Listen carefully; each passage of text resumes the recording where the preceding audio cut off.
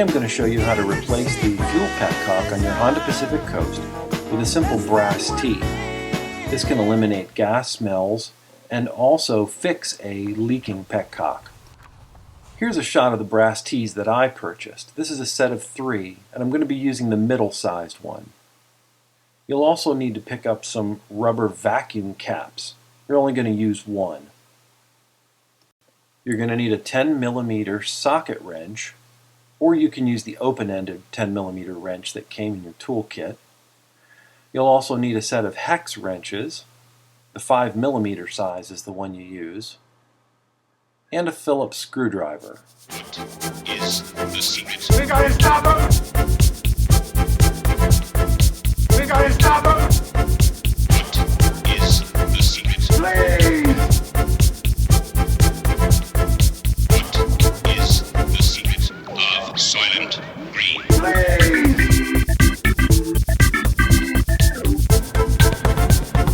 It's horrible. Please!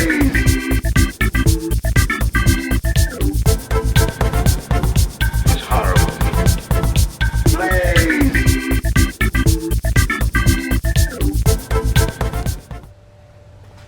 This fix involves basic plastic removal. You'll start with the right vent or the left vent, either one. I'm showing you the right vent here. Remember to always put your plastic in a safe place so you don't step on it. Remove the screw for the side cover.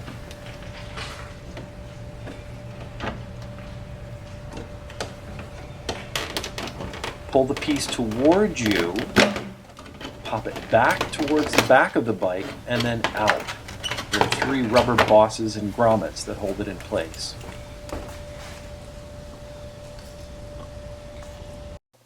Remove the other side vent, and then the other Phillips screw. Pull the plastic back towards you, and then pop it out.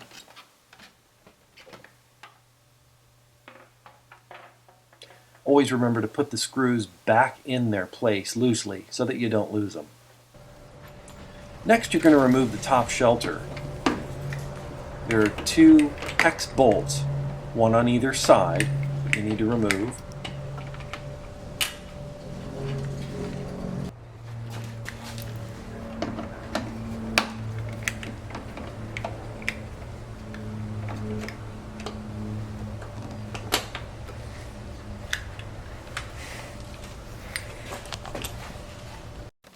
Next to be removed is the left center cover.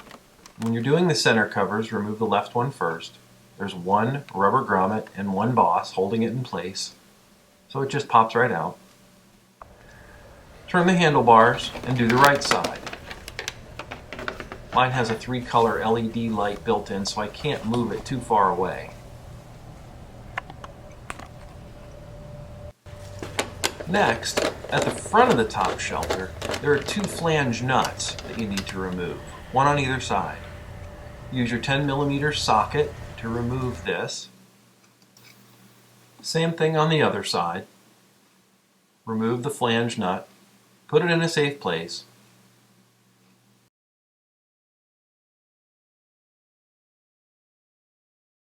You can now easily lift the top shelter back and up.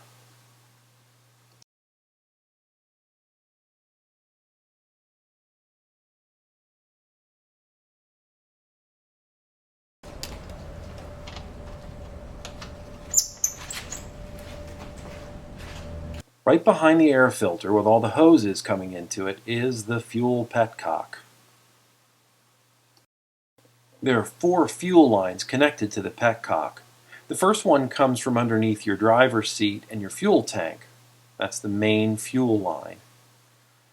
It then splits it to the right side of the engine in one cylinder and the left side of the engine in the other cylinder. The 4th hose is a vacuum line. The first thing we're going to remove here is the mounting bracket at the top. There are 2 Phillips screws that hold it in place. I'd also like to point out in this video that I took the cover off of my air filter, but that certainly isn't required for this fix. Next, we're going to stick a few rags underneath the petcock. A few teaspoons of gasoline will be leaking out of the hoses, so we just want to be ready for that.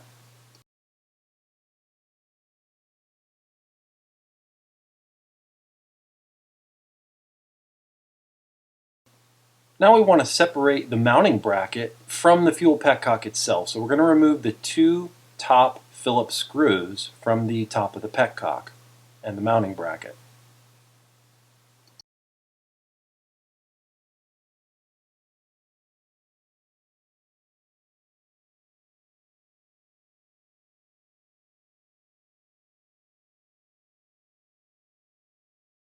The easiest place to put the screws is right back where they came from.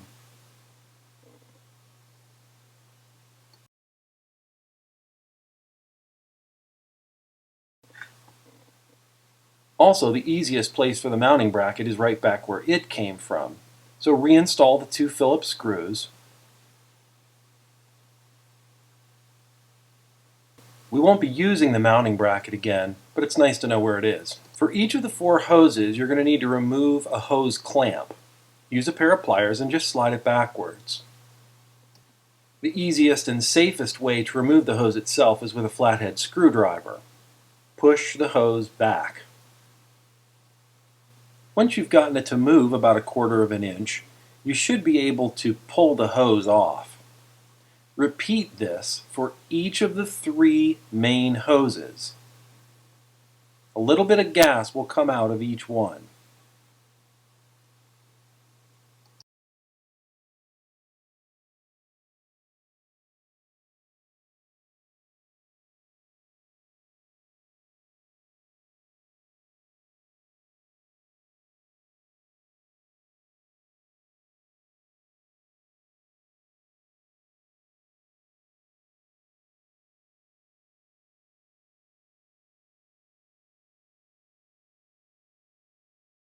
And what we have here is a liberated fuel petcock.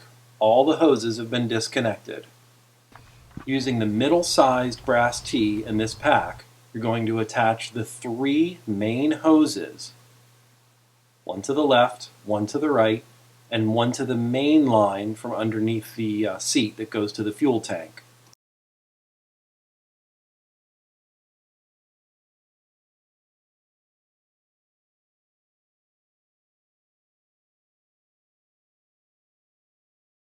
Using a pair of pliers, you'll slide the hose clamps back into place. I used their previous location as a guide.